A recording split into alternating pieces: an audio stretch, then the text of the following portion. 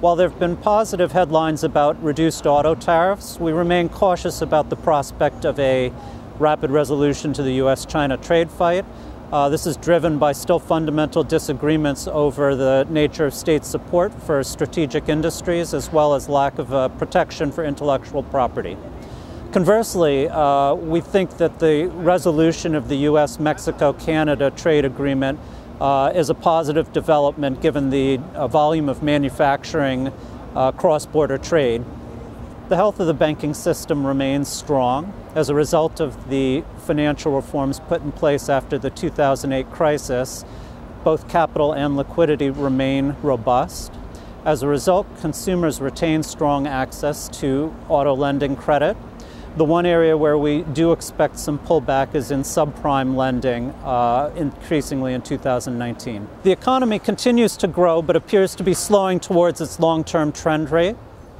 We expect growth of 2.2% in 2019 as compared to 3.1% in 2018. This is driven by continued Fed policy tightening, as well as uncertainty over volatile markets and the continued U.S.-China trade fight. In 2019, we expect global automotive sales to be similar to 2018. In the Chinese market, which used to be the engine of growth globally, we're going to see a slowdown. Currently, China and US are conducting trade talks. If those trade talks are positive and there's a resolution, that market could see some upside. In the contrary, you could see some downside. In the US, the market remains healthy. Sales should, though, decline 1 to 2% compared to the 2017 and 2018 sales. The reason being peak auto sales, but still a strong consumer and readily available credit. Let's talk about electric cars. First of all, electric cars at the current time command about $20,000 to $30,000 more to their combustion engine equivalent. For example, this Audi e-tron that we see in the background is a new offering from Audi in an already crowded field, which should cost the customer $20,000 to $30,000 more than equivalent Audi Q5.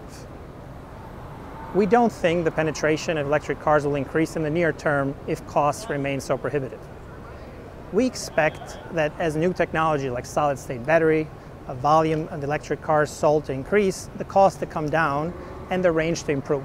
At that point, we should see penetration of electric cars increase significantly.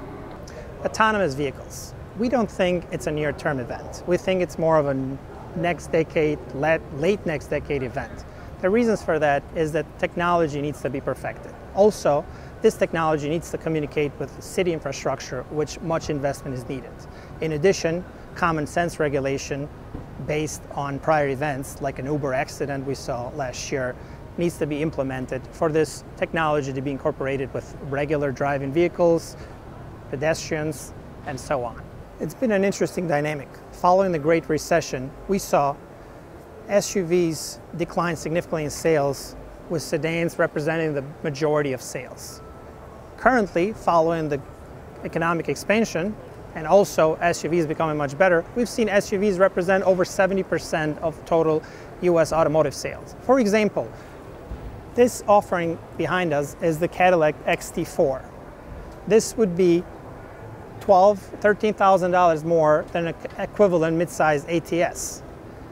As a result, we expect US automakers to increase sales even in declining volumes, as the mix and the price per car is much better than the prior years.